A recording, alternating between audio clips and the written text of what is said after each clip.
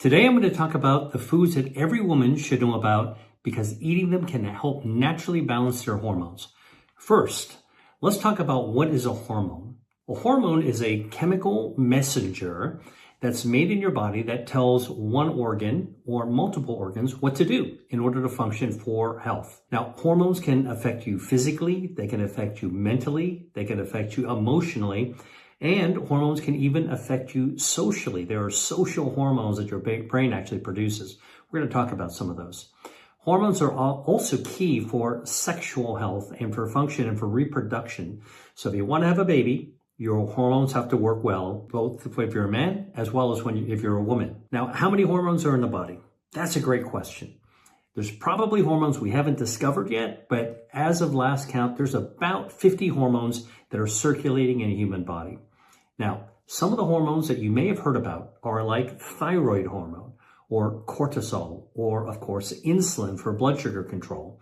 Then there's the social hormone oxytocin and estrogen, which you probably heard about, and progesterone. Now, I'll talk about these hormones, but let's start first with the foods that I recommend for hormonal balance. We're just going to give you some foods first, and then we're going to explain it all as we go along. All right. First, you need to eat foods that are a good source of protein if you want to balance your hormones. Now, why is this?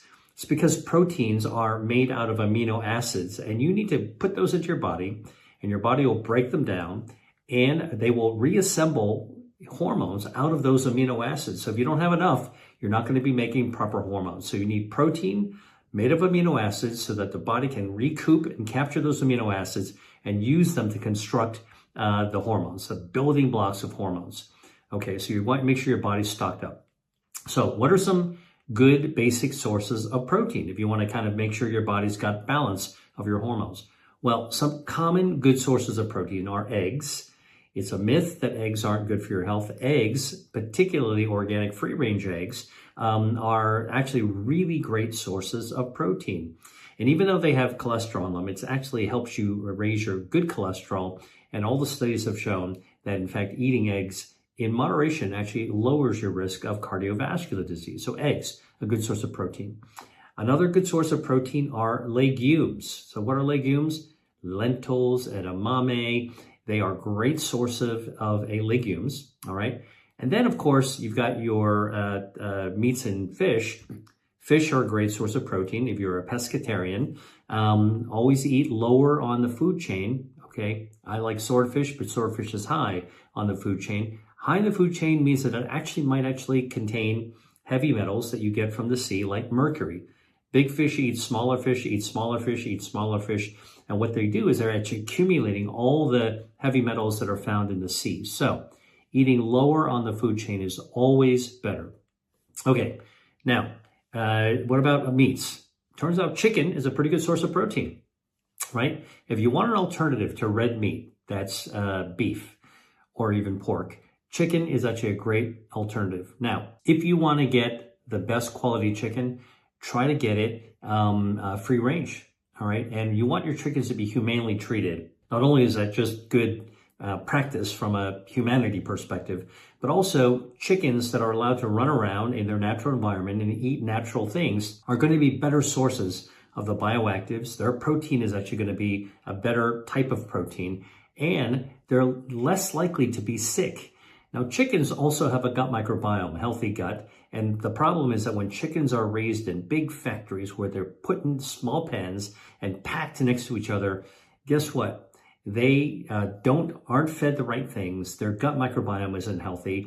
And if the gut microbiome of a chicken isn't healthy, the chicken's not going to be healthy and their meat isn't going to be quite as healthy as well. So basic principles, we talked about eggs, we talked about chickens, organic, free range, always going to be the best. Legumes, another good source of proteins. Okay, now here's the thing. Eating proteins that can influence hormones can also influence and control your appetite, because one of the hormones that controls your appetite is called ghrelin, okay? Ghrelin makes you hungry, and protein also helps your body create hormones like GLP-1, and GLP-1 slows your appetite down, all right? There's another hormone called leptin that also slows your appetite down. Slowing your appetite is called satiety. And when you feel full, you're much less likely to eat or overeat a lot of food. All right. So that's actually key, because you overeat, you're going to overload your body's metabolism. You're going to overaccumulate fat, harmful body fat, and then it's going to be an inflammation. And now your hormones are going to be out of whack. So here's what you want. You want to be able to eat proteins that are building the balancing mechanisms. Okay, and this is both for men and women, but also women, we can't forget about the whole appetite issue, particularly as women get towards middle age. You want to actually make sure you're paying attention to this. Eating protein builds the hormones that allow your appetite to be balanced. Ghrelin makes you hungry. That's a hormone that requires protein. And leptin makes you full. And the hormone GLP-1, glucagon-like peptide 1, is another hormone that actually makes you feel full. Now, by the way, if you think you've heard of GLP-1, glucagon-like peptide 1, that's probably because you have. GLP-1 is the natural hormone made by your body to be able to slow appetite down. It's one of the functions of GLP-1. It's got other functions as well. But GLP-1 slows your appetite down.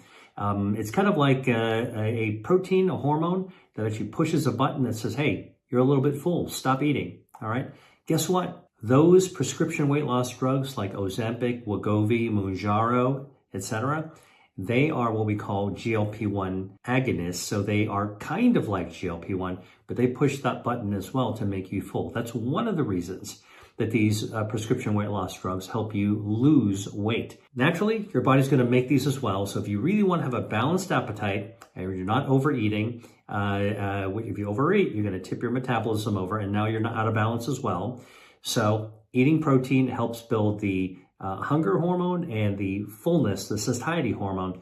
That's what you call balance. Now, the next food I want to talk about are colorful vegetables. You've heard about this, eat the rainbow, right? Well, colorful vegetables, like I always think about sweet peppers, right? Yellow peppers, red peppers, orange peppers, green peppers. To me, that's a great example of a single food that has different colors to it. But then actually, if you think about all the other types of vegetables out there, you got your carrots and you've got your Swiss chard. They've got all kinds of different colors to them. They not only have prebiotic bioactives, polyphenols, but they also tend to have a lot of dietary fiber. So let's first talk a little bit about the colors. The colors from the polyphenols, those prebiotic polyphenols, they feed your gut microbiome. Now, your gut microbiome, this is 39 trillion bacteria that live in your gut. Healthy bacteria, okay? When I was in medical school, I was taught that must kill bacteria, bacteria are all bad. Wrong. Most of the bacteria that we encounter in our lives actually are inside our gut, and most of those bacteria are good. But you want to actually keep them happy and well fed. A good gut microbiome is like a happy neighborhood of good citizens that live together and they're productive together. They make sure everybody is safe and happy. And when you actually feed them polyphenols, some colorful vegetables, you're keeping your gut microbiome happy. Now, what's the role of the gut microbiome in hormones? We are actually just now starting to do the research to figure this out, but it's absolutely clear that a good, healthy gut microbiome is very important to keep your hormones balanced. All the hormones seem to be affected by the gut microbiome. Wherever we look, if you want to balance your hormones, you want to have a good, healthy gut microbiome. And where you find hormones out of balance, right?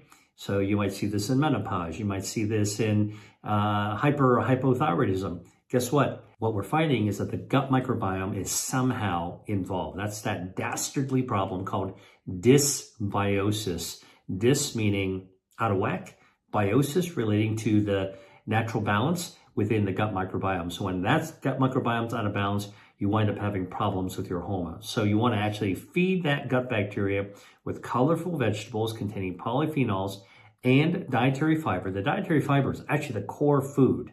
Okay, if you have a pet dog, okay, this is your dog food, the dietary fiber to keep your pet dog, or in the case of your gut, your gut bacteria, happy, well-fed, and well-functioning. That's key for hormonal balance. Now, What are some of the vegetables that I really want to emphasize are really beneficial for gut health and therefore hormonal balance and health? Well, there's a whole group of vegetables you should know about called brassica, Brassica, brassica. So what are some examples of these? All right, you go to the produce section and you ask the produce manager, hey, you have any brassica here? And what he or she will do is point out broccoli, broccoli rabe, Brussels sprouts, cabbage, kale, and collard greens. And by the way, you can also get the sprouts from these as well, broccoli sprouts, kale sprouts. I actually go to the farmer's market and I will often find in the springtime broccoli sprouts or kale sprouts, which are absolutely delicious. Okay, these brassica have a lot of prebiotic polyphenols. One of them is called isothiocyanates. They are important for gut health. They're good for metabolic health, metabolic balance, and they actually help to fight harmful body fat, which lowers inflammation in your body, which then helps your hormones stay in balance as well. You see, this is actually like a complicated orchestra with a lot of different instruments. Your hormones and your organs and your cells are all kind of playing a beautiful orchestral sound. And when one instrument is out of balance, it can actually affect the other instruments as well. And so the whole piece actually sounds out of tune. And this is why you want to actually keep those hormones balanced. All right, what's another source of dietary fiber that's really good? Because brassica also have a lot of dietary fiber. But here's another food that you should know about. Mushrooms. I love mushrooms. Mushrooms, even though they're soft and wiggly when you actually cook them, they are a great source of dietary fiber, a soluble fiber called beta-D-glucan. And beta-D-glucan does a lot of things. It activates your body's health defense systems, which I wrote about in my book, Eat to Beat Disease, and also good for your metabolism, which I wrote about in Eat to Beat Your Diet. But here's the thing. The dietary fiber in mushrooms feeds your gut microbiome, better gut health, better hormonal balance. What kind of mushrooms? Well, I can tell you that even the lowly white button mushroom is beneficial, all right? But there are other culinary mushrooms that you're going to encounter very easily when you go to the grocery store, you go to the farmer's market, all right? And what are some of these things? Shiitake mushrooms, enoki mushrooms, portobello mushrooms, crimini mushrooms. These are really common. Porcini is kind of a gourmet mushroom. I love all porcini. They're absolutely delicious. And by the way, you can also get mushrooms fresh, but you can also get them dry. Because fresh mushrooms, if you have a local mushroom grower, or you can get mushrooms grown sort of in a dark place on these logs, that's one thing. You can get farmed mushrooms. But in the fall and winter, especially getting into the winter, fresh mushrooms might be hard to come by in some places. In which case, guess what? Dried mushrooms actually have the beta-D-glucan just in dried form. And in fact, arguably, if you're cooking with mushrooms, the dried mushrooms even have more potent flavor, right? So dried porcini, you can make a risotto out of that. I like to cook, so I like to talk about foods. Now, maitake mushrooms are also a kind of meaty mushroom. It doesn't have a stem. It's just kind of like this, looks like a piece of coral from a coral reef. Let's talk about mushroom parts for a second, because I think this is actually something that might be interesting and useful for you to know about. That beta-D-glucan that I talked about is present in all of the mushrooms. Now, when you actually get a mushroom, like a plain old white button mushroom, right? What do you normally do when you bring them home from the store? You clean them up. You want to clean them up, rinse them off. And what do? You cut off the stem, and you're going to cook with the top, right? Then you slice up the top, or you throw the top in. And it used to be, all right, and me too, I'd throw away the stems. But what we've done now is looked at the research to figure out where is that beta-D-glucan. So the cap, the mushroom cap, the top, it's got beta-D-glucan. It's got a lot of it, which is why we love to eat the top of the mushroom. Tasty too. But guess what? The stem of the mushroom, which is called the stipe of the mushroom, S-T-I-P-E, the stipe of the mushroom has twice as much beta-D-glucan. So if you're going to buy mushrooms, right? Cook with the top, eat the top, but also save the stem and do something with the stem. If you look at cultures in Asia or cultures in the Mediterranean or in Latin American countries. You know, they actually use every part of their food, and mushroom stems can be used to make something really delicious in a dish. If you don't know what to make with it, when in doubt, put it into a food processor and you can puree it and actually turn it into a mushroom soup, which you can then flavor up in all kinds of different healthy ways. And you'll still get the soluble fiber, the beta-D-glucan. Okay, so that's another little kind of like a pro tip when it comes to mushrooms. What about another source of dietary fiber that's actually good for your gut health, which is good for hormonal balance? Avocados. Who doesn't like an avocado, right? Like avocado toast, avocado just plain, avocado in your cut up in your salad. Avocado is actually really, really great. Avocado, even though it's kind of mushy and green, is a great source of dietary fiber. Who would have thought that, right? So your guacamole is actually quite healthy, all right? And it's got healthy fats in it as well, another benefit of avocado. Okay, so just to kind of recap, foods that are loaded with polyphenols, colorful foods, and dietary fiber are good for gut health. Good gut health, good hormonal health, helps to keep everything in balance. Now, let's talk about another category of foods that can help keep hormones in balance, and that is your omega-3 fatty acids. Sometimes they're called PUFAs, P-U-F-A. That stands for polyunsaturated fatty acid, okay? And the name is accurate. These are healthy fats. Now, you can get these healthy fats from plant-based foods, okay? You get the precursor, linoleic acid. Chia seeds have them as an example. When you eat them, your body has to convert the linoleic acid from the chia seed. It converts it into omega-3s, all right? And it's actually a useful thing if you're a vegetarian or you're a vegan to know that seeds like chia seeds can actually be a good source of omega-3s. But if you actually eat fish, that's where the most abundant omega-3s like get you, just like delivers it right home, right target, hits the bullseye every time is you eat seafood. Now, seafood with omega-3s used to be considered oily fish, right? I mean, how many of you have heard about eat the oily fish, mackerels and anchovies and sardines? Now, I actually happen to like all of them, but I know that many people don't really like seafood and many people don't like those kind of smaller oily fish. But I can tell you from research that I've done, and that I wrote about this in my book, Eat to Beat Your Diet, which isn't a diet book. It's actually a book that tells you how to avoid having to get on a diet. It turns out that some of the larger fish, the white flaky fish, the fish that people like, cod, haddock, are all actually really, really laden with omega-3s. In fact, you can eat just basically a plain cod deck worth of cod, and you can actually get a good whopping dose of omega-3s. Now, salmon has obviously got omega-3s as well. And salmon, even though it's a little higher in the food chain, is a healthier meat because it doesn't actually tend to accumulate those high levels of heavy metals from the sea. But cod is a good substitute. Hake, as I mentioned to you, is also another white fish, very mild tasting. If you're not somebody who really likes fishy fish, try cod, try hake. These are really halibut. These are very benign fish, and actually they're quite tasty if they're cooked the right way. I always tell people, if you think you don't like seafood, really, the problem is that you just haven't had it properly prepared in a delicious way. And so give yourself a chance to enjoy seafood.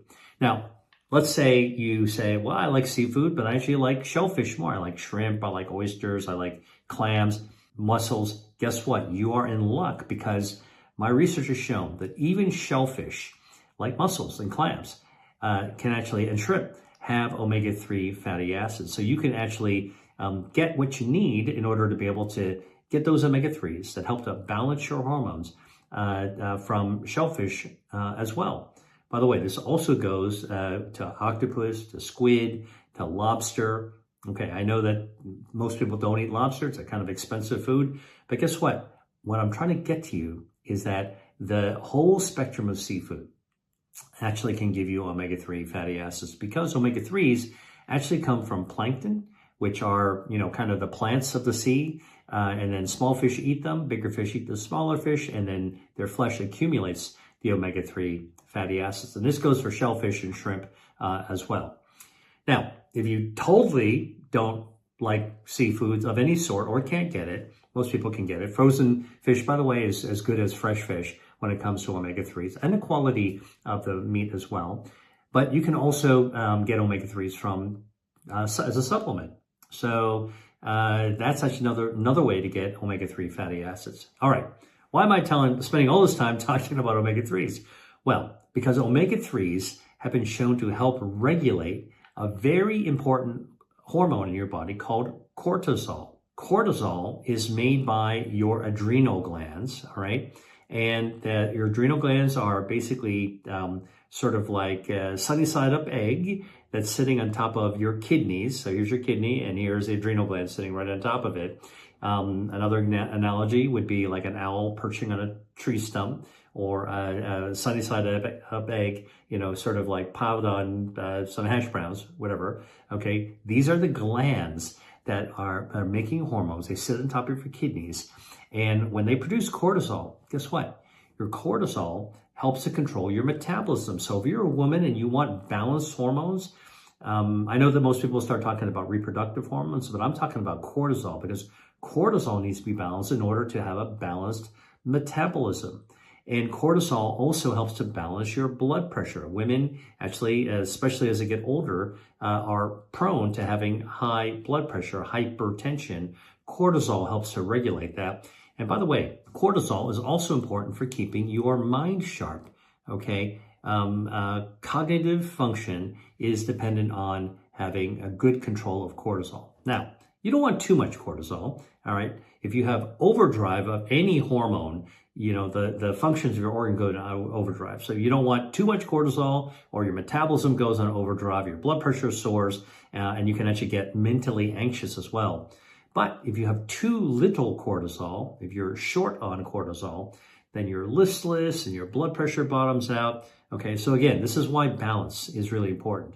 You want just the right amount, and your body knows how to do this, but omega-3s is one of those substances, dietary factors, from seafood or chia seeds and some plant-based foods that allow you to have that healthy hormonal balance. Now, one thing that also has omega-3s, seaweed.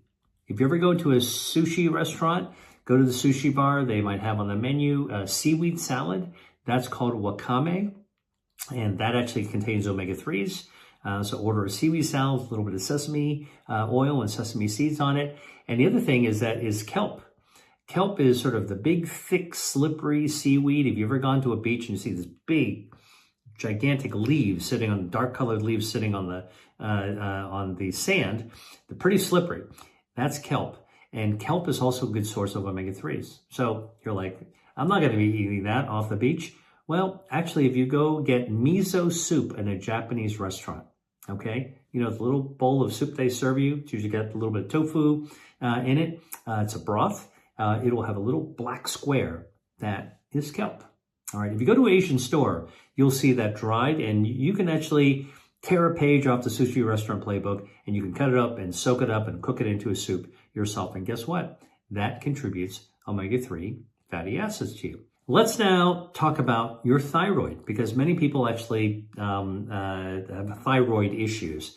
And your thyroid, first of all, what is your thyroid? It's a gland. It's a gland that makes thyroid hormone, right? So glands are the organs in your body that make hormones.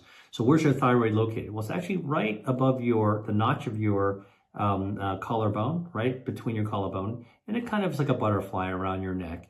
When doctors are trained to do a thyroid exam, we're told to actually use both hands and feel around the neck, which is what your doctor does on a good physical exam. The thyroid looks like a butterfly. It's got two wings on each side, and it makes thyroid hormone. So what does thyroid hormone do? It controls your metabolism. So you want to have good thyroid hormone in order to have good balanced metabolism. Thyroid hormone also controls your energy levels. And thyroid hormone also controls your weight, whether you gain weight, lose weight, or keep it absolutely steady. Thyroid hormone also controls your heart, the rate of your heartbeat, how fast and strong your bones grow, and thyroid hormone also helps your body generate heat. So if you feel warm or you feel cold, that's all due to whether or not your thyroid hormone is actually doing its job and balance. Now, what happens if you have too much thyroid hormone? Well, guess what? That's called hyperthyroidism. And what are you going to do? You're going to feel really hot and sweaty. Heat generation goes way up. And if you're low in thyroid hormone, you're going to feel cold and you're going to lack energy. Again, I'm telling you this because this is why hormones need to be balanced, all right? So, what foods are good for hormonal health? Well, answer is pretty simple. You want foods with iodine. Iodine is an element, all right, in the environment, and your thyroid needs the iodine in order to be able to function properly. What's a source of iodine? Well, seaweed. We talked about kelp, and we talked about wakame.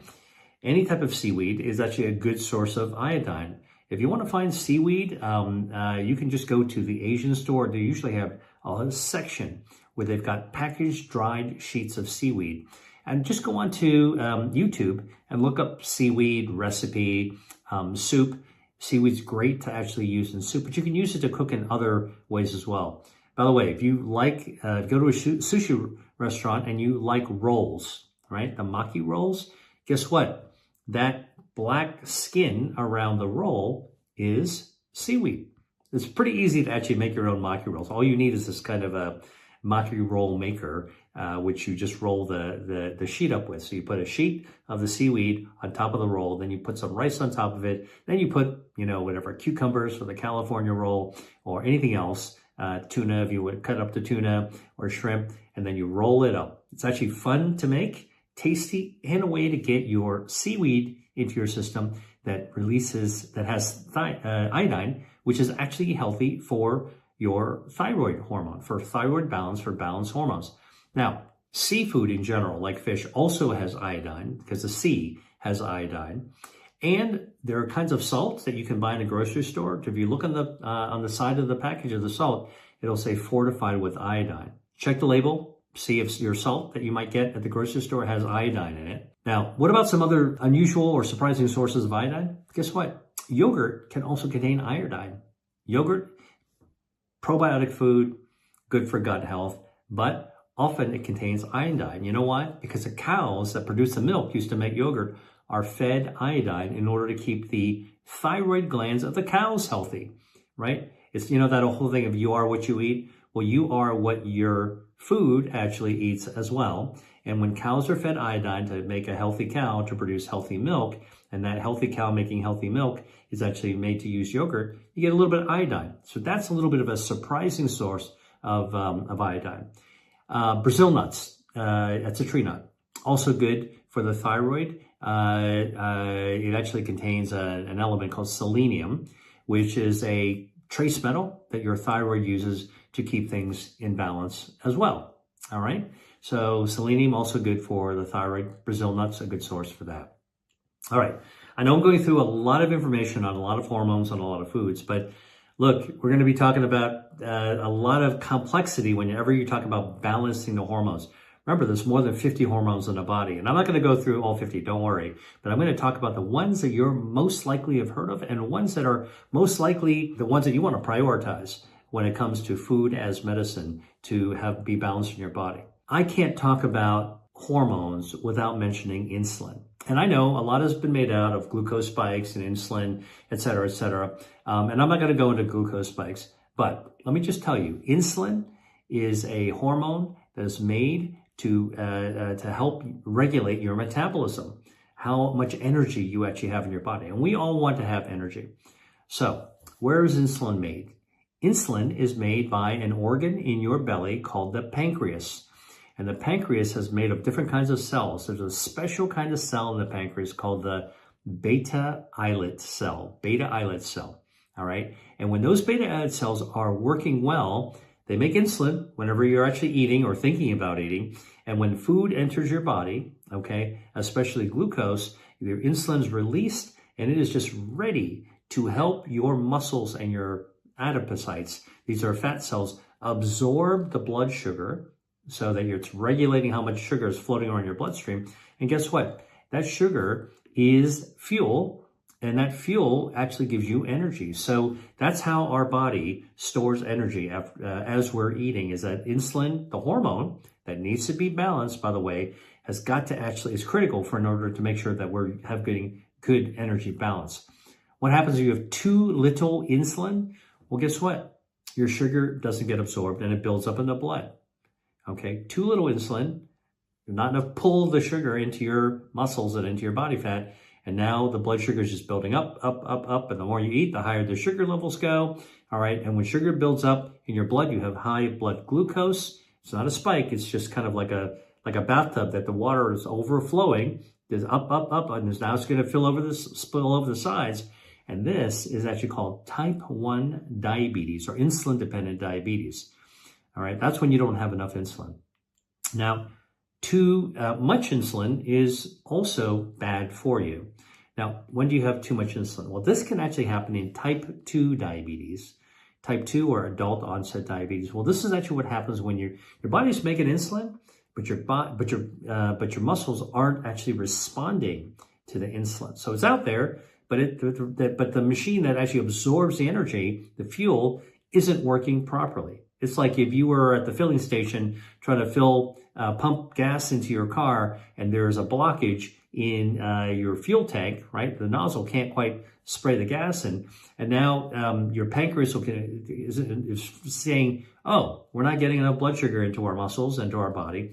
Let's go ahead and make more insulin. Maybe that's the problem. And so then in type 2 diabetes, not only are you not absorbing the blood sugar, but you're also making more insulin. And when you pump out more insulin, levels go up, and too much insulin is also bad. You know why? Because in order to make more and more and more insulin, your body has to really ratchet up a growth hormone called insulin-like growth factor, IGF-1. Insulin-like growth factor, listen, this is actually the growth factor that helps your body make insulin. When you need to make more, you need insulin, you need more IGF-1. And here's the problem. You need a little IGF-1 to be healthy, but too much IGF-1, meaning your body says, I'm not getting a blood glucose, I'm making more insulin. That's type 2 diabetes. More insulin, still not getting enough sugar, more insulin. Now to keep on making more and more and more insulin, your body's cranking out the IGF-1, and too much IGF-1 is associated with more mortality from all kinds of causes. And IGF-1 is even linked to cancer development. In the lab, if you expose a tumor cell, a cancer cell, IGF-1, it just goes wild. It loves the IGF-1. It goes crazy. And so that's why we actually really want to be able to control IGF-1. And that's why having runaway type 2 diabetes is not healthy at all. Okay? So how do you actually get balance of your insulin? Well, you want to actually make sure that you're not overeating and that you're also eating the right amounts of food. So not overeating. I always talk about harahachi banh mi. Harahachi banh mi is a Confucian saying that says, stop eating when you're about 80% full. If you eat slowly, and a good way to eat slowly is to eat with a company, hopefully somebody you like, having conversation, you're eating more slowly, your body will signal to you as your stomach is filling up. Your stomach will release hormones that tell your brain that, hey, listen, slow down. You're actually getting full now. And so you want to actually eat slowly, stop when you're 80% full, and whatever you're eating, make sure that actually it's mostly plant-based, right? You're not eating added sugars like sodas. You're not eating too many cakes and candies and cookies. All that stuff is just like pure sugar, like entering your body. Look, that's going to put a strain on your body as well. So you want to eat moderately, okay, 80% full. You don't want to overeat. You want to eat healthy things, and you want to cut down or cut out some of the ultra-processed foods that have been associated with type 2 diabetes. Ultra-processed things in a box or a bag made from a factory that your grandmother wouldn't recognize as food. More importantly, if you take a look, the telltale signs of an ultra-processed food that might not be good for your insulin regulation or balanced insulin, all right, is if you take a look at the ingredient label and you see all these ingredients, like 20-some ingredients, most of which you can't pronounce, and you have no idea what they're actually doing in the food. It's not something you would put if you're cooking in the kitchen. Those artificial chemicals, artificial flavoring, artificial coloring, artificial preservatives, you get the drift here.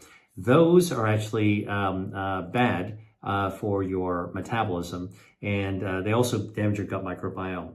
So gut health also helps your body absorb that glucose. So you want to actually eat plant-based foods that have got polyphenols, as we talked about, and dietary fiber that will actually be helpful to gut health, which will then ultimately help balance your metabolism and help balance your insulin as well. Now, I want to talk about your brain. Your brain makes a hormone called oxytocin. What's oxytocin? It's a social hormone. What's a social hormone? Well, social hormone is what your brain produces when you are in social company and you want to feel good, right? So you know what it feels like if you're waiting for, at the airport, in the arrivals for somebody you haven't seen in a long time, friend, relative, lover, what have you, and you see them and all of a sudden you run up to them, you give a big hug, right? And you feel great. And that's because your brain is releasing oxytocin. It's a bonding hormone. Moms also release oxytocin a lot into their breast milk when they're breastfeeding their baby. This actually, the baby gets some oxytocin, the mom has oxytocin. It bonds mom and baby. It's a social hormone. By the way, it's also a hormone that your brain releases when you get a kiss. Not a peck on the lips, but actually a deep French kiss. And oxytocin also comes out of your brain when you're having an orgasm, all right? This is a very, very important hormone. So neurotransmitter made by the brain. And guess what? That hormone, that social hormone, which you want to have some of it around, okay, when you need to, especially when you need to, is controlled from gut bacteria. There's one gut bacteria called Lactobacillus reuteri. Reuteri is spelled R-E-U-T-E-R-I. Lactobacillus, which is an important class of healthy bacteria. Reuteri is exactly what it is. The Lactobacillus is the first name. Reuteri is the last name. Honestly, it's genus and species.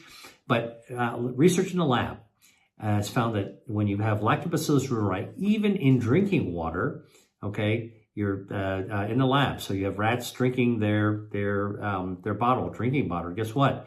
That actually helps the brain produce and release oxytocin. This is a study that's been done at MIT.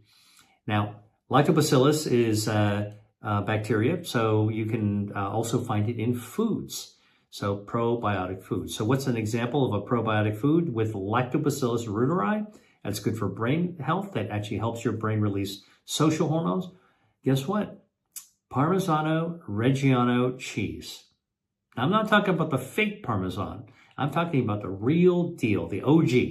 The Parmigiano Reggiano you can actually buy from Italy, or it's imported from Italy. And, you know, it comes in these gigantic discs. They're really hard and really heavy. They're monsters, like the size of a car tire, all right? And the cheese sellers like to cut them into pieces.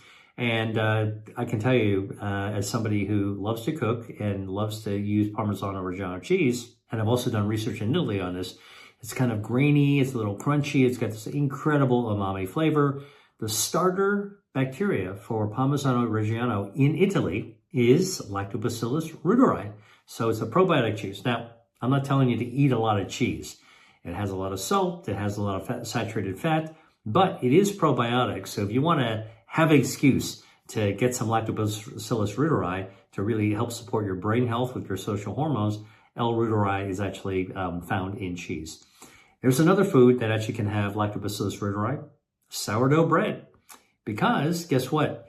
The sour or the tanginess of sourdough bread comes from Lactobacillus reuteri. Lactobacillus, bacillus is the bacteria that makes lactic acid. Lactic acid is what gives sourdough the tang, right? Most people love sourdough bread. And it's actually the healthiest bread to actually have. Now, like anything, you don't want to have too much of it, but Lactobacillus reuteri is the original starter used to make sourdough bread. And in fact, sourdough bread has been made by, generations after generation after generation after generation of bakers. And it turns out that the starter material of Lactobacillus reuteri has been passed down over generations of bakers. So if you're going to get sourdough bread, make sure you get the real sourdough bread. Some factories that make sourdough bread, You know how what they do to make their bread taste tangy? You just put a little vinegar in there. That's cheating, and it doesn't actually have the probiotic benefits. Yogurt can also have lactobacillus reuteri as well. You'd have to look that up for whatever yogurt product you're actually getting to see what kind of bacteria it actually contains. Now, there's an interesting beneficial side effect of lactobacillus reuteri. Beneficial side effect. Side effects aren't always bad. Sometimes side effects are actually really good. In this case, for lactobacillus reuteri, guess what? Lactobacillus reuteri helps kill the bacteria in your mouth that causes cavities and causes gum disease. So if you're going to get lactobacillus reuteri, which you can actually get as a dietary supplement, I always get the chewable version. This is like a pro tip. The chewable version, I'll actually chew it, chew, then you swish it around a little bit, then swallow it. First, I've actually treated my mouth, my oral health, my mouth microbiome with a cavity bacteria killing probiotic. I mean, how good is that? Like, nobody would actually not want to have that. Then you swallow it, goes down to your lower gut. Now you've actually armed your lower gut. That lower gut text messages your brain to release oxytocin. You get the benefit, okay? Now, I want to talk a little bit about women who are going through menopause. Menopause is actually this kind of change in life, usually around middle age, 40, 45, sometimes earlier, sometimes later. It can last a few years, but it can even last more than a decade. And researchers are looking at what types of foods are helpful to ameliorate, to relieve women with some of the symptoms of menopause. So, I mean, some of these symptoms are hot flashes, anxiety, discomfort, pain. So all kinds of things that are associated, not so good things, associated with menopause. So I want to explain a little bit of why it's important to balance hormones or counterbalance your hormones when you're in menopause. So let's first talk about those reproductive hormones that go down when you have menopause. Estrogen and progesterone are reproductive hormones. Now, estrogen is made by ovaries. Estrogen is made especially during puberty. It's responsible for breast development, ovulation. Ovulation is really their ovaries kicking out an egg so it can be fertilized for pregnancy. And estrogen is also important for menstruation. All right, you want to actually get ready for the next cycle. Estrogen is involved with that. If you actually have too much estrogen out of balance, you have menstrual problems. You can have a lot of anxiety. You can have a decreased sex drive. You can have depression. So too much estrogen is actually problematic. Now, you want to have balance. Progesterone is another sex hormone made by, not the ovaries, but the adrenal glands. Remember we talked about the adrenal glands? That's the sunny side up egg sitting on a mound of hash browns, or I said also an owl sitting on a tree stump. All right. You got the owl sitting on a tree stump. That's your adrenal gland. All right. So you want those to be in balance. Now, progesterone is also made by a little bit in the ovaries, and in the men, it's also made in testicles as well. What progesterone does is actually it helps to prepare the womb for pregnancy. It's sometimes called the pregnancy hormone. If you have too little progesterone, it's going to be hard to get pregnant. In fact, it often can lead to miscarriage. Now, if you got too much progesterone, guess what? That's been linked to breast cancer as well. So you want really good balance. You don't want too much. You don't want too little. So, I used to call that the Goldilocks zone. And not too hot, not too cold, not too hard, not too soft, just right. Estrogen and progesterone, you want them to do their thing in their right balance, okay? Now, during menopause, all right, in women, when their reproductive age is done, you've had all your kids, or you've never had kids, it's time to slow down and quit that business, all right? Your levels of estrogen and progesterone go way down. And guess what? When your estrogen levels go way down, it causes your bone density to decrease. When bone density decreases, your bones become brittle. That's called osteoporosis. You probably heard of that. That's actually more common. It can happen in any woman, but it's even more common in women like Asian women who have small bones that become really brittle, like bird bones. All right. Too little estrogen also causes mood disorders, depression, anxiety. Can go both ways. All right. And too little estrogen causes hot flashes. Talk to any woman who has either gone through menopause or is going through menopause, and ask her what she thinks about hot flashes. And she'll probably tell you it is one of the most bothersome, disturbing symptoms of undergoing menopause. So a hot flash is where you'll be sitting there perfectly fine, and because your hormones are out of balance, suddenly you feel this huge flush in your body. Your temperature goes way up, you start sweating. It's very, very uncomfortable. For no apparent reason, your body goes into a hot flash. All right, and it can last for minutes, it can last for even a little bit longer, and it feels like something's wrong with your body. Hey there, I want to share another one of my resources with you, and this time it's my free resource on foods for women's health. This guide isn't just about weight loss, it's about energy gain, and it's about how to balance your hormones for overall well-being. My guide is all about helping you feel your best by taking charge of your health. So check out the 3 foods that I recommend for women's health, available for free right now in the caption below. Now, let's get back to the video. So, for a long time, we didn't know what causes the hot flash, but now we know it's like your hormones are out of balance, which is the whole purpose of this video. We're going to talk about how you balance your hormones. When your estrogen is out of balance, all right, it changes the thermostat that's in the brain of a woman.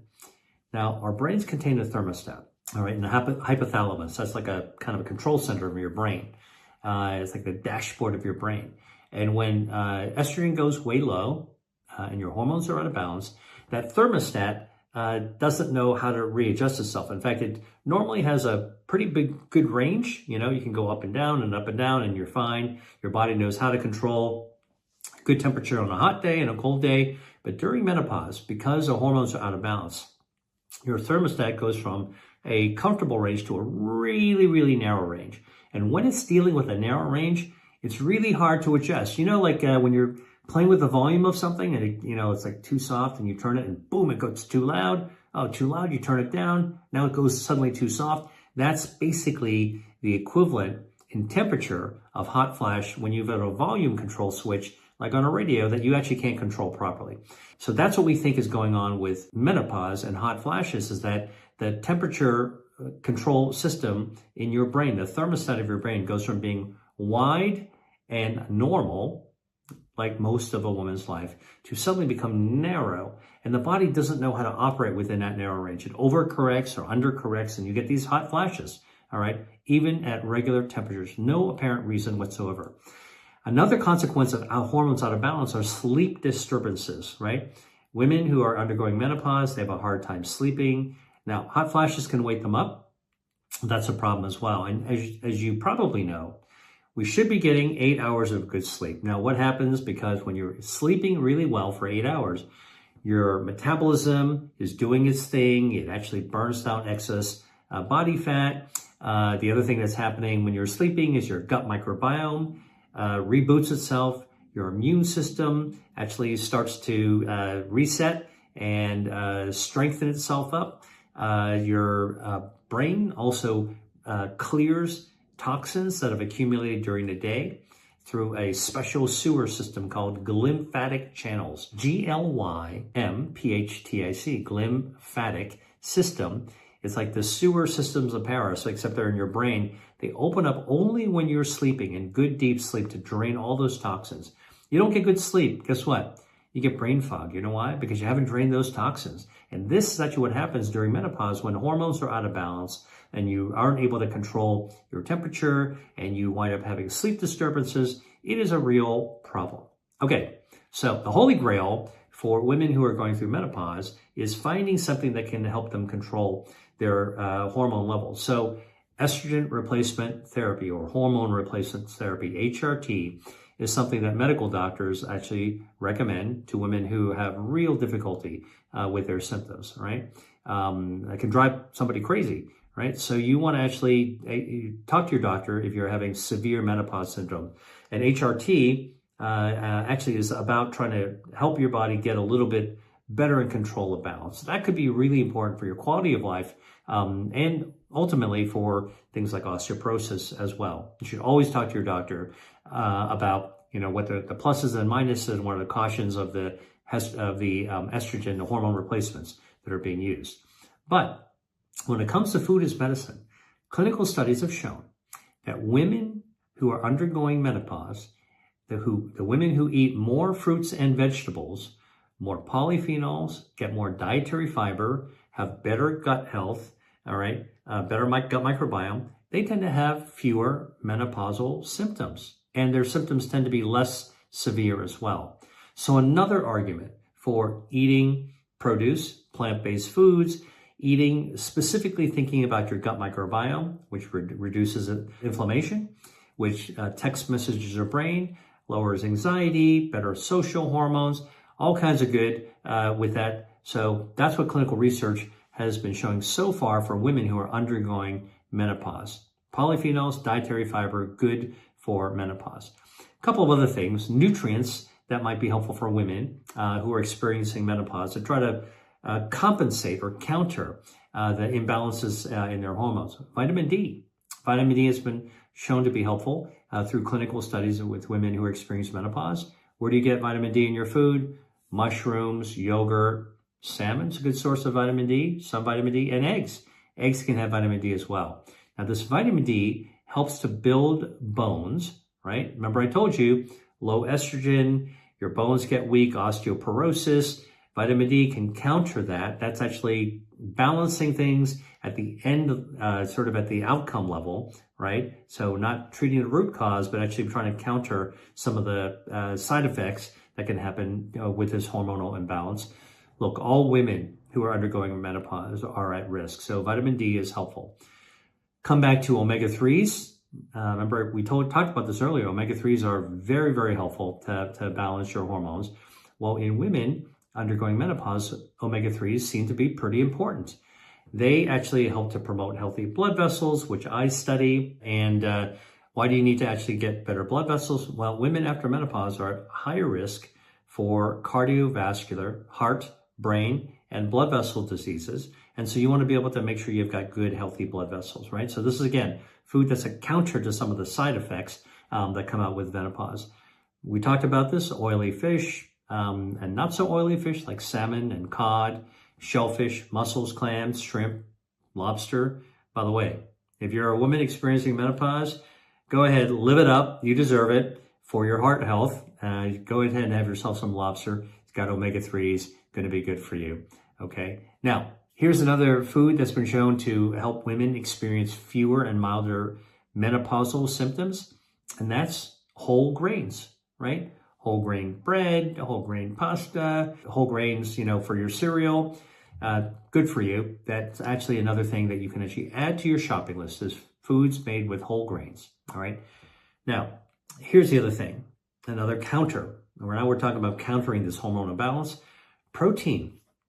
We started this video talking about the benefits of protein because hormones are made with protein. But guess what? When your estrogen actually goes down, your in a woman's body, the maintenance of muscle isn't quite as good as before menopause. So you can start to lose muscle mass, lose strength, and you need to eat protein in order to have those amino acids to build muscle mass. So you want to actually make sure you're countering the loss of muscle mass during menopause by having more protein. Obviously, you need to stay physically active and exercise as well. So that's another important thing. Very rarely is food as medicine like a standalone, like you can be a couch potato, you need to do anything, you don't need to sleep, just eat the healthy food. Nope, it's actually the whole package. You want to eat healthy, you want to sleep well, you want to stay physically active, and you want to manage your stress. But you do want to maintain your protein intake. So what are some proteins that come from plants? We talked about some of these before: soy, lentils, beans. I like white beans. For some reason, I just like white bean soup, white bean stews. I like them, but all beans are really good. Black beans, pinto beans, kidney beans. They're a beneficial source of protein. They're good for women who are undergoing menopause. Now, another good source of building block foods for your body to strengthen your muscles and your joints is collagen. Collagen is actually a type of protein that's beneficial. And when you actually have collagen, the collagen that you eat goes into your stomach acid digests it. And then these little fragments of cut up collagen, because the acid digests it, go into your bloodstream. And these collagen fragments actually activate biological systems in your body. They turn on your cells to be able to lower inflammation, but also to build better joints by connective tissue in your body as well. Another source of collagen, besides, you can eat meat that contains a collagen, like beef tendon, but you can also have bone broth is another good source, and gelatin as well. You're going to eat Jell-O, by the way. We all ate Jell-O when we were kids, right? That bright green fluorescent stuff or the red stuff. Just get plain. Don't have anything added to it. You don't want artificial coloring. You don't want artificial flavoring. We were fooled when we were kids. Like that, all that stuff was artificial stuff. But you can flavor gelatin yourself with fresh, ripe fruit, just whatever the season is. If it's the summertime, use fresh, ripe peaches or strawberries. If it's wintertime, you can actually use citrus. You can actually make your own flavored gelatin, and that's a good source of protein through the collagen. Also good for your joints as well. All right, so I want to just close by talking about some of the foods that you want to limit if you're a woman undergoing menopause. So you want to actually reduce your symptom, how bad it can be. You want to limit these things. You want to limit alcohol. You know why? Alcohol can cause cortisol to be released. Cortisol is a stress hormone. Stress hormones in excess strain your blood vessels. It affects your circulation, and actually can up your blood pressure as well. You want to cut down or cut out ultra-processed foods. Now, I know for a fact you've heard about ultra-processed foods. It's in the news everywhere. All the research shows us that eating a lot of ultra-processed foods in a box, in a can, foods made out of a factory, foods with 20 ingredients, you can't pronounce them, you have no idea what those ingredients do, you would never put them in food in your own kitchen. Ultra-processed food often has artificial preservatives, artificial coloring, artificial flavoring, okay? And guess what? It's been shown that those hurt your gut microbiome. Now, one of the themes I've talked about the entire time for hormonal balance is to make sure you've got a good, healthy gut microbiome. Your gut microbiome is one of your body's health defense systems. So when you eat a lot of ultra-processed foods and you're a woman in menopause, you affect your gut microbiome. Guess what? Now all of your hormones start to go out of whack. So not only are estrogen and progesterone out of whack, now everything else is going out of whack. So whatever you're experiencing, it's going to be a lot worse. So avoid, cut down, or cut out ultra-processed foods. Cut down or cut out added sugars, sodas, sugar-sweetened beverages like fruit juices. Also can put a strain on metabolism. And when your metabolism is strained, then sugar causes inflammation, overwhelms your metabolism, or helps build excess harmful body fat, especially visceral fat, a harmful fat that's in the tube of your body. Guess what? That inflammation disrupts your hormones. So whatever imbalances and symptoms you're feeling during menopause are going to get a lot worse because the whole ship is actually out of rocket and the whole thing is out of balance, right? Okay, so you don't want to actually do those. Cut down your alcohol, cut down your ultra-processed foods, cut down added sugars, all right? You want to be balanced. It's possibly balanced using food as medicine. Okay, hope you learned something useful from this, and thanks for watching. Dr. Lee, out. Hi there. If you enjoyed watching this video, I know you'll love the next one. Stay here and check it out, and I'll see you there.